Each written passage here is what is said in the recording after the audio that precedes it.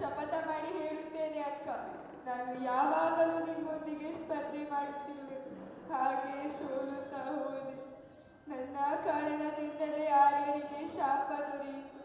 ಹಾಗೆ ನನ್ನ ಕಾರಣದಿಂದಲೇ ಆ ಶಾಪ ಸಫಲವಾಯಿತು. ನನ್ನ ಎಲ್ಲ ಅಪರಾಧಗಳಿಗೂ ಕ್ಷಮೆ ಕೇಳಲು ಆರ್ಯನ ಬಳಿ ಹೋಗಬೇಕು ಅಕ್ಕ. ಅಕ್ಕ, ನಿಮ್ಮ ಜೀವನವೇ ತಪಸ್ಸಿನಿಂದ ಕೂಡಿದೆ. ನಿಮ್ಮ ಎಲ್ಲ ಅಪರಾಧಗಳಿಗೂ ಮುಕ್ತಿ ದೊರೆಯುತ್ತದೆ. ಅಕ್ಕ ಸಾಲಿಗ ಬೆಂಕಿಯಲ್ಲಿ ಬೆಂದ ಚಿನ್ನಕ್ಕೆ ಊದಿ ಆಕಾರ ಕೊಡುತ್ತಾನೆ. ಆದರೆ ಲೋಹಕ್ಕೆ ಆಕಾರ ಕೊಡಲು ಅದಕ್ಕೆ ಪೆಟ್ಟು ಕೊಡಬೇಕಾಗುತ್ತದೆ. ನನ್ನ ಶುದ್ಧಿ ಯಾವಾಗ ಆಗುವುದೆಂದರೆ ನನ್ನ ಈ ದೇಹ ತ್ಯಾಗ ಮಾಡಿದಾಗ. ಎಷ್ಟು ಮಮತೆಯನ್ನು ನೀವು ನನ್ನ ಪುತ್ರರಿಗೆ ನೀಡಬಲ್ಲಿದೆಯೋ ಅಷ್ಟು ಮಮತೆಯನ್ನು ನಾನು ನಿಮ್ಮ ಪುತ್ರರಿಗೆ ನೀಡಲಾಗುವುದಿಲ್ಲ ಅಕ್ಕ. ನನ್ನ ಈ ಎಲ್ಲ ಅಪರಾಧಗಳಿಗೂ ಕ್ಷಮೆ ಕೇಳಿ ಆರ್ಯನ ಸೇವೆ ಮಾಡಲು ಒಂದು ಅವಕಾಶ ನೀಡಿ ಅಕ್ಕ. ಹೇಗೆ ರಂಧ್ರೆಯಲ್ಲಿರುವ ಪಾತ್ರೆಯಲ್ಲಿ ನೀರು ನಿಲ್ಲದೋ ಅದು ತಾನಾಗಿಯೇ ಖಾಲಿಯಾಗಬೇಕು. ಪಶ್ಚಾತ್ತಾಪದಿಂದ ಕೂಡಿರುವ ಈ ದೇಹದಲ್ಲಿ ಪ್ರಾಣ ನಿಲ್ಲುವುದಿಲ್ಲ ಅಕ್ಕ. ನನಗೆ ಅನುಮತಿ ಕೊಡಲಾರೆ ಮಾದ್ರಿ.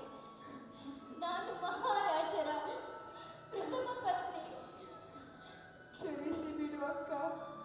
ನಾನು ನಮ್ಮ ಪತಿದೇವರ ಬಳಿ ಹೋಗುತ್ತಿದ್ದೇನೆ. ಮಾದ್ರಿ ಮಾದ್ರಿ ಮಾದ್ರಿ ಮಾದ್ರಿ ಮಾದ್ರಿ ಏನು ಮಾದ್ರಿ? ಮಾದ್ರಿ ಕಣ್ಣುತ್ತಾರೆ ಮಾದ್ರಿ. ಮಾದ್ರಿ ಏನು ಮಾದ್ರಿ? ಇದು ನನ್ನ ಅಧಿಕಾರ ಮಾದ್ರಿ. ಮಾದ್ರಿ ಮಾದ್ರಿ ಕಣ್ಣುತ್ತಾರೆ ಮಾದ್ರಿ. ನಕುಲ ಸಹದೇವರಿಗೆ ಏನು ಹೇಳಲಿ ಮಾದ್ರಿ? ಮಾದ್ರಿ ಮಾದ್ರಿ ಏನು ಮಾದ್ರಿ?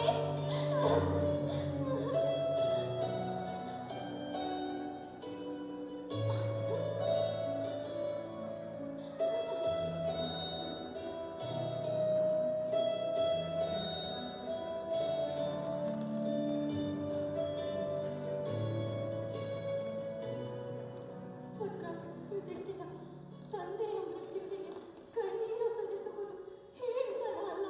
ನೀನು ಅಳದಿರದೆ ಪುತ್ರ. ಆ ಕಣ್ಣೀರೇ ಕಲ್ಲಾಗಿ ನಿನ್ನ ಹೃದಯವನ್ನು ಕೊರೆಯುತ್ತದೆ. ಅದು ನನಗೆ ಗೊತ್ತು. ರಾತ್ರಿ ಏಕಾಂತದ ಸಮಯದಲ್ಲಿ ಸಾಕಷ್ಟು ಅಶ್ರು ಹರಿದಿವೆ. ಆದರೆ ನಾನು ಈಗ ಅತ್ತರೆ ನನ್ನ ತಮ್ಮಂದಿರು ಧೈರ್ಯ ಕಳೆದುಕೊಳ್ಳುವರು. ಪುತ್ರ ಯುಧಿಷ್ಠಿರ, ಹತ್ತು ಬಿಡು ಪುತ್ರ, ಹತ್ತು ಬಿಡು. ಕಣ್ಣೀರಿನಿಂದ ದುಃಖವು ಹೊರಹೊಮ್ಮುತ್ತದೆ. ಆದರೆ ಪ್ರತಿಜ್ಞೆಗಳು ಪರಿಶುದ್ಧರಿಂದ ಮಾತ್ರ ಹೊರಹೊಮ್ಮುತ್ತದೆ. ಈಗ ನಾನು ನನ್ನ ಹೃದಯವನ್ನು ಪರಿಶುದ್ಧ ಮಾಡಿಕೊಳ್ಳಲು ಪ್ರಯತ್ನಿಸುತ್ತಿರುವೆ ಚಿಕ್ಕಪ್ಪ. ನಾನು ಇಂದಿನಿಂದ ತಂದೆಯ ಜವಾಬ್ದಾರಿ ಸ್ವೀಕರಿಸಬೇಕಾಗಿದೆ.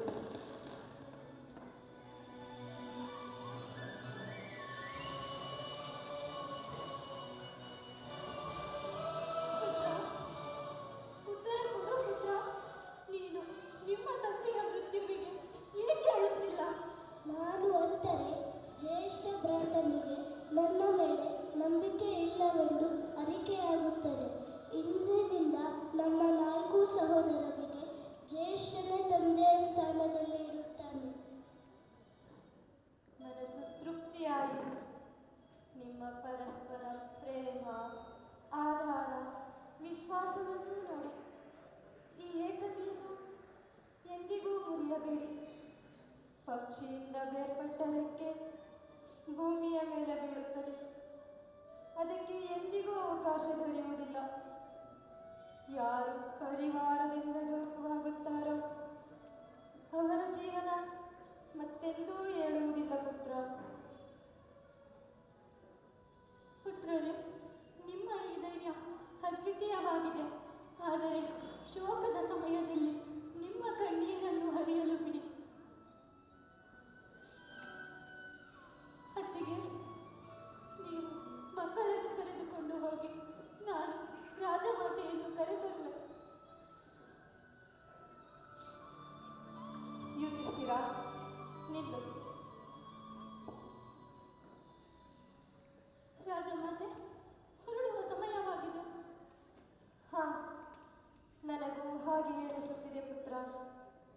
ನಾನು ಹೊರಡುವ ಸಮಯ ಹತ್ತಿರವಿದೆ ಎಂದು.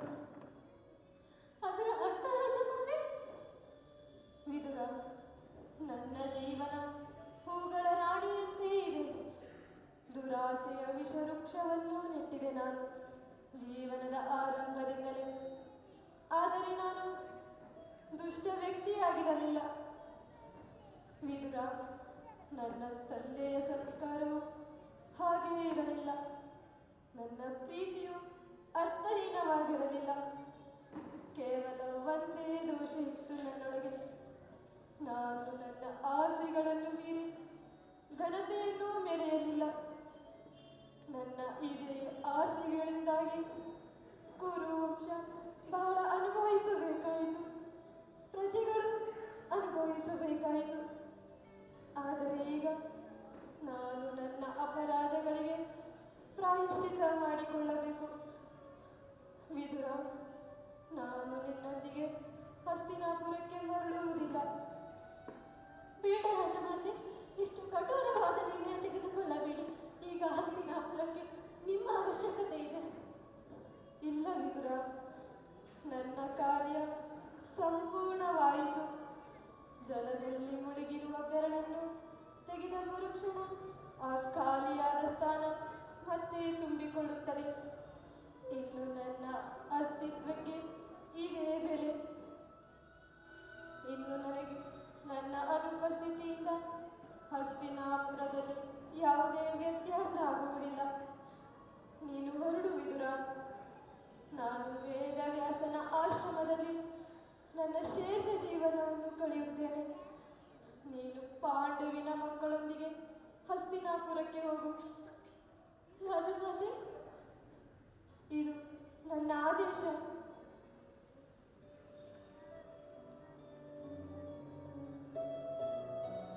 ವಿದುರ,